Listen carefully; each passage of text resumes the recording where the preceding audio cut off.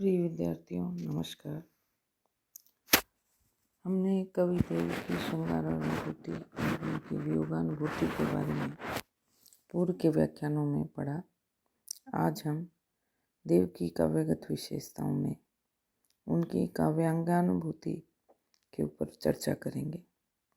देव ने अपने काव्य में किस प्रकार काव्यगत जो कलात्मक विशेषताएं थी उनको किस प्रकार समाविष्ट किया, इस विषय पे आज हम चर्चा करेंगे।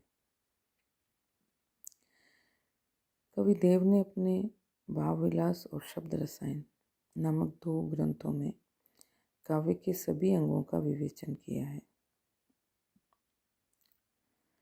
वैसे कवि देव ने शब्द रसायन और भवानी विलास में सभी रसों का वर्णन किया, परंतु श्रृंगार रस को ही सभी रसों का मूल आधार मानकर केवल श्रृंगार का ही वर्णन अधिक तन्मयता के साथ किया है। रस विवेचन के अतिरिक्त कवि ने नायिका भेद, शब्द शक्ति, अलंकार, गुण, रीति आदि का भी निरूपण किया है। कवि ने काव्य की आत्मा, काव्य शरीर, काव्य प्रयोजन और काव्य महिमा आदि के बारे में भी अपने विचार रखे हैं। इतना सब होते हुए भी देव की रुचि मुख्यतः श्रृंगार रस और नायिका भेद के विवेचन की ओर ही रही है।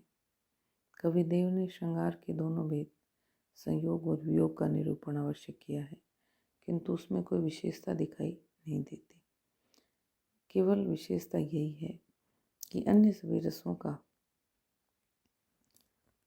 हठात श्रृंगार में ठूंसने का असफल प्रयास किया है और विरोधी रसों के साथ भी उनका समन्वय स्थापित करने का व्यर्थ प्रयत्न किया है।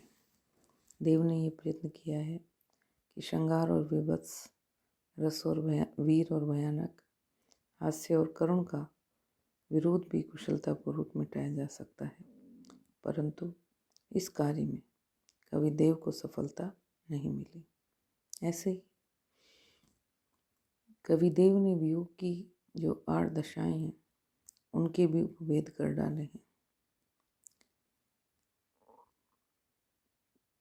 गुणकथन, उद्वेग, प्रलाप, उन्माद आदि कोई भी भेद किए हैं, परंतु यहाँ पर विशेष सफलता उन्हें नहीं मिली है।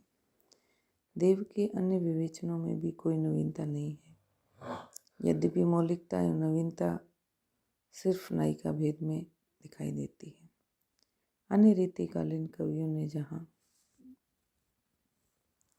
नायिका भेद का वर्णन अधिक से अधिक किया है, वहाँ पर देव ने देश, प्रकृति, सत्व, अंश आदि के अनुसार नायिकाओं के भेद अंकित किए। जैसे देश के आधार पर कवि देव ने मध्य देश वधु, मगध वधु, कौशल वधु, पाटल वधु, कलिंग वधु, बंग वधु, विंध्यवन वधु, केरल वधु, कर्नाटक वधु, गुजरात वधु, मारवाड़ वधु, कश्मीर वधु आदि कितने ही भेद किए। और प्रकृति के आधार पर वात, पित्त, कफ वाली नायिकाएं मानी हैं। सत्व के आधार पर 9 प्रकार की नायिकाएं हैं, जिनमें सुर, किन्नर, यक्ष, नर, पिशाच, नाग, खर, कपी और काक। इनके अतिरिक्त अंश के आधार पर भी कवि देव ने नायिका में 35 वर्ष की आयु तक ही नायिकात्व माना है, जिसे 5 भागों में विभक्त किया है। 7 वर्ष तक देवी, 7 से 14 वर्ष तक देवी गंधर्वी, 14 से 21 वर्ष तक गंधर्वी, 21 से 28 गंधर्व मानसी और 28 से 35 वर्ष शुद्ध मानसी। इनमें से देवी पूज्या होती है, गंधर्वी भोग के योग्य होती है, मानुषी संतानोत्पत्ति के लिए। इस तरह से अनेक उपभेद भी किए हैं।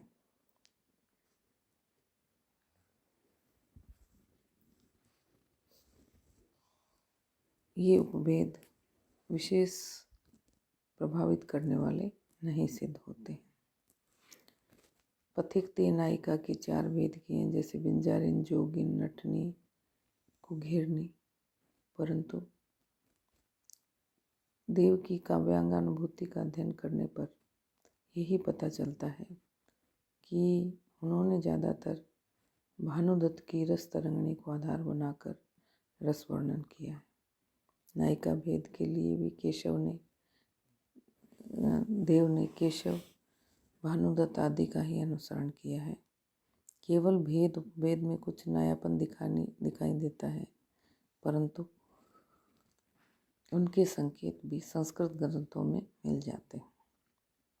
अलंकार, शब्द शक्ति, रीति गुण विवेचन में कोई नवीनता दिखाई नहीं देती। अतः कविदेव का जो काव्यांग निरूपण है उसको हम विशेष महत्वपूर्ण नहीं मान सकते और न ही वे इस आधार पर आचार्य कहलाने के अधिकारी बन सकते हैं, क्योंकि उनके पद्य में लक्षण प्राय स्पष्ट हैं। उदाहरणों में भी त्रुटियां विद्यमान हैं, परंतु ये स्पष्ट है कि कविदेव में विश्लेषण शक्ति पर्याप्त मात्रा में विद्यमान थी, जिसके फलस्वरूप उन्होंने भेद प्रभेद करके प्रत्येक काव्यांग का निरूपण अधिक विशदता के साथ किया है। साथ ही देव ने रस सिद्धांत का निरूपण भी अधिक सशक्तता और स्वच्छता के साथ किया है और उनके अंतर्गत रस संवेदना की मात्रा अत्यधिक दिखाई देता है। यही गुण है कि उन्हें रीतिकाल के कवियों में गौरव प्राप्त था और इसी गुण के कारण कविदेव की कविता सहृदय संवेद्य बन गई है। आगे हम उनके अभिव्यक्ति व पक्ष पर विचार करते हैं। पहला जो बिंदु हम लेंगे वो है भाषा और शब्द योजना। कविदेव ने साहित्यिक ब्रज भाषा में कविता रचना की और उन्होंने सुसमृद्ध ब्रज भाषा का प्रयोग किया।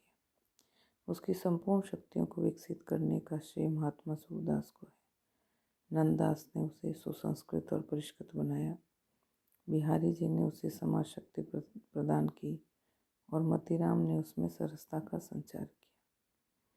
कविदेव का शब्द भंडार अत्यंत विशद और व्यापक है। उन्होंने संस्कृत के तत्सम और तद्भव शब्दों के साथ साथ प्राकृत, अपभ्रंश, फारसी, उत्तर भारत की अनेक बोलियों के शब्दों का स्वाभाविकता के साथ प्रयोग किया है। संस्कृत के तत्सम शब्दों को कवि ने बहुत अपनाया है। इसी कारण कविदेव की कविता में पारावार, विधु, ब्रह्मांड, सिंधु, गिरिवर, अखंड सुधा, इंदुमंडल, भगवंत, सुरासुर, विरंचक, त्रिलोक, चंपकपात, करुणानिधान आदि तत्सम शब्दों का प्रयोग प्रचुर मात्रा में मिलता है। इसी तरह कविदेव की भाषा में प्राकृत और अपभ्रंश के शब्दों का भी उनके तद्भव शब्दों का भी प्रयोग प्रचुर मात्रा में हुआ है। जैसे लोयन, लोचन, बिज्जू, विद्युत, मयन, मदन, नाह, नाथ, गौना, द्विरागमन, नेह, स्नेह, चैत, चित्र, जोबन, यौवन, कान, कृष्ण, दीठी, दृष्टि, पीठी, पृष्ठ, अनुनो, अनुनय, दिवस, दिवस, श्रृंगार, श्रृंगार आदि अनेक तद्भव शब्दों से कविदेव ने अपनी कविता को सजाया। कविदेव ने अनेक बोलचाल के शब्दों का भी प्रयोग किया है, जिनसे कविता में सरसता और रमणीयता आ गई है। जैसे नगीच, पिछोरी, सिगरी, लुगाई, बटू, लला, लली, औचक, सिगरो, छोरा, छोरी आदि विविध बोलियों के शब्दों का प्रयोग किया है। देव के काव्य में अरबी और फारसी के शब्दों का भी यहाँ वहाँ प्रयोग मिलता है। जैसे गुलाब, गुमान, कमान, महल, मशाल, मखमल, कैंची, कलेजा, जहाज, बख्शीश, कवासिनी, जवाहरी, हजार आदि। अरबी फारसी के शब्द तत्कालीन बोलचाल में प्रयुक्त होने के कारण अनायास ही आ गए हैं। इतना ही नहीं, कविदेव ने कुछ नए शब्द भी गढ़ लिए हैं, जिनके फलस्वरूप इनकी कविता क्लिष्ट और दुरूह हो गई है। जैसे बंसीवारों के आधार पर धनसीवारों, तनसीवारों, सहचर के स्थान पर रहचर, महचर, चहचर आदि।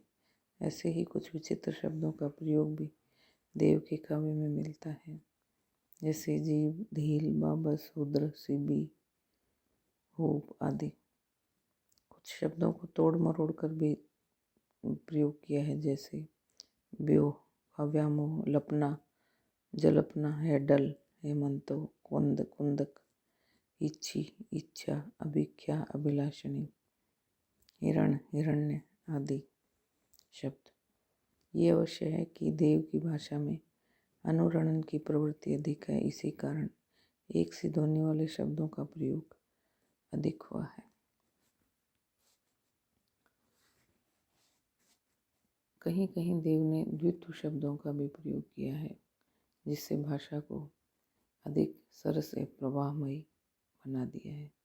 जैसे हाय हाय करे, गोरी मुख भोरो भोरो, ऊंचे धाम धाम चढ़ी, लाख लाख दे लेखियत, इस तरह के।